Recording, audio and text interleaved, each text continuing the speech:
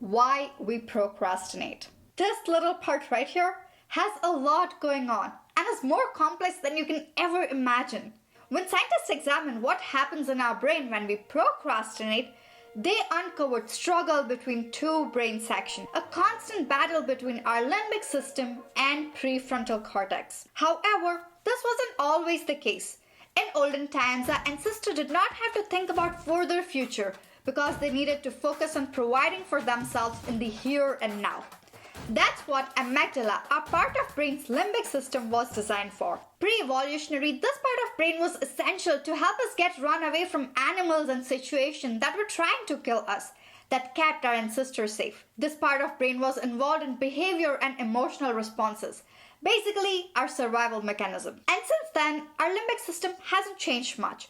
But if you have noticed, we are no longer in the olden times. As humans evolved and become future-oriented, with evolution, prefrontal cortex was developed. This is the part of brain where planning and making decisions happen. The prefrontal cortex helps you avoid those negative feelings and push ahead with the task.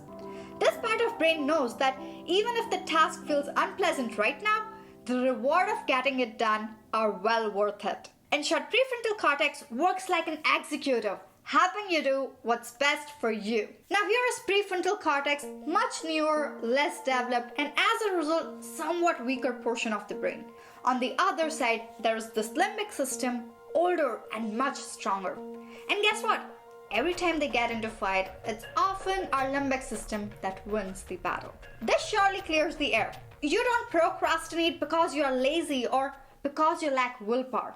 Instead, you procrastinate because you lack emotional regulation. Meaning, you're motivated to do easy and fun things that keeps you safe rather than choosing to do the hard ones that you know will bring you result in the long run. However, it's not that your limbic system always wins. Think about all the good decisions you have made. Going to the gym rather than scrolling endlessly through social media, or picking up a book to read rather than binge watching. All those times your prefrontal cortex worked hard and won the fight. But again, as a procrastinator, you also know this does not happen often. Our prefrontal cortex wins when we have enough motivation to get things done. Pierre Still, who is one of the leading researchers on the science of motivation and procrastination, invented a procrastination equation. He says motivation is equal to expectancy times value divided by impulsiveness times delay. Essentially, every time your brain fights between prefrontal cortex, go to the gym, or limbic system, scroll social media, we always choose the task for which we have the highest motivation. Now let's dig deep into each aspect of motivation to understand procrastination even better. Well, the first is expectancy. Pre-evolutionary, your body recognizes the task that you're avoiding as threat. It creates anxiety and your natural reaction is the same, fight or flight, which in nature would be to get away from the threat. And as our limbic system hasn't changed much, the problem is it still cannot differentiate between a tiger or a task that you must complete. So naturally, every time you expect bad things to happen or perceive a task as boring, frustrating, tedious, unpleasant, difficult, uninteresting, aka aversion to the task that you need to perform, you are more likely to avoid it. Think about doing the taxes. It's boring, it's difficult, and it's also frustrating. On the other hand, think about watching Netflix. In short, you are motivated to pursue something that has good chance of giving you pleasing outcome. So if your expectancy is low, you are less motivated and more likely to procrastinate. The second is impulsiveness, that is giving in to feel good. As a procrastinator, when we are facing or avoiding difficult tasks, it creates bad feeling like anxiety and general emotional distress. And since we're more focused on immediate urgency of managing negative mood, we prioritize on short-term mood repair and instant gratification over long-term achievements and well-being. We put off the important task at hand and instead choose to do something more pleasing in the moment, giving our brain what feels good now. You might wonder, give in to what? Food, shopping, drinking, smoking, Netflix and chilling. And you guessed it, procrastination. And this momentary relief we feel when procrastinating is exactly what keeps us on the hamster wheel. We feel avoid the task, avoid the bad mood. In the immediate present, putting off the task, especially the task that is hard and boring, provides relief. This short-term mood repair acts as reward for procrastination. And we know from basic behaviorism, when we are rewarded for something, we tend to do it again. This is precisely why procrastination is not a one-time behavior, but a cycle that can easily become a chronic habit. So, the more impulsive you are, the less willing you are to delay your instant gratification. That is, you easily give in to feel good over your long-term results. Hence, you procrastinate. The third is value, aka reward. According to neuroscientist and psychiatrist Dr. Judson Brewer, our brain is always looking for relative reward. If we have the habit loop of procrastination and haven't found a better reward, our brain will keep doing it over and over again until we give it something better to do. Let's consider completing a project for work.